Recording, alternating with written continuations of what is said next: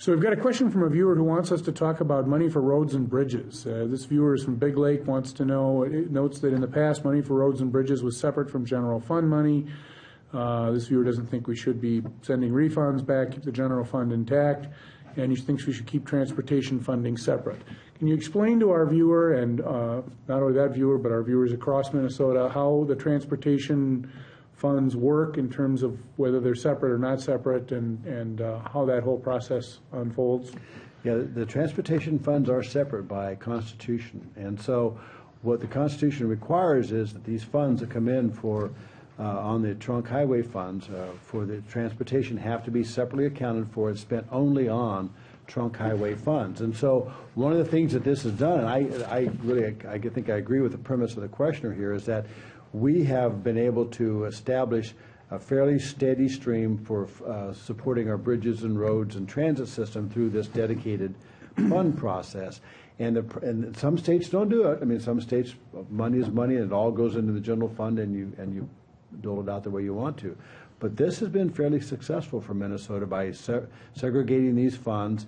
Now, that's why going forward, the governor does not want to take general fund money and put general fund money into roads and bridges. He wants to increase the gas tax, for example, so we have more dedicated funds that we can use for roads and bridges.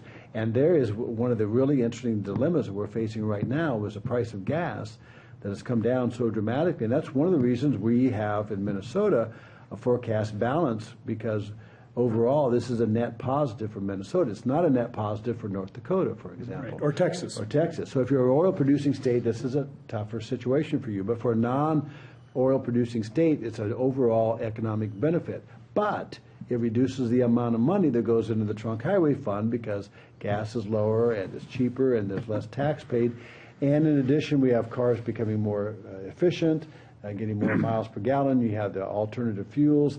So we're seeing less money going into the trunk highway fund, even as we see that the costs and maintenance and improving those go up. So that's one of the reasons why everyone is talking about what is the need. You know, Commissioner Zelli has been traveling around the state trying to figure out what is the need in transportation, and the governor and he have put together a proposal where they say it's about $7 billion need in terms of mass transit, roads and bridges, and that's what we're trying to solve for. And their proposal is to solve for it outside of the general fund with dedicated revenues. Now, you correct me if I'm wrong, but I have this understanding that we have historically used some general fund revenues for transportation issues. Am I right about that? Some, but not a lot. I mean, when you look at the budget for the Department of Transportation is actually kind of small given how big of an agency it is, because so much of that agency relates to trunk highway funds and those dedicated funds. So the general fund budget of transportation is quite small. We use it, for example, there's a TED program for, what's it called?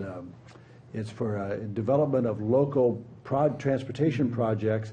For example, you may have a business area that they want to put a mall in, or maybe some other businesses, but that particular exchange or road system there is a problem, and it doesn't serve the volume very well. And if you fix that road, you could kind of enhance the economic activity of that particular area. And so these TED monies we use specifically to help economic development for transportation, those are out of the general fund. So we do pick and choose some areas, but by and large, not very, very big dollars.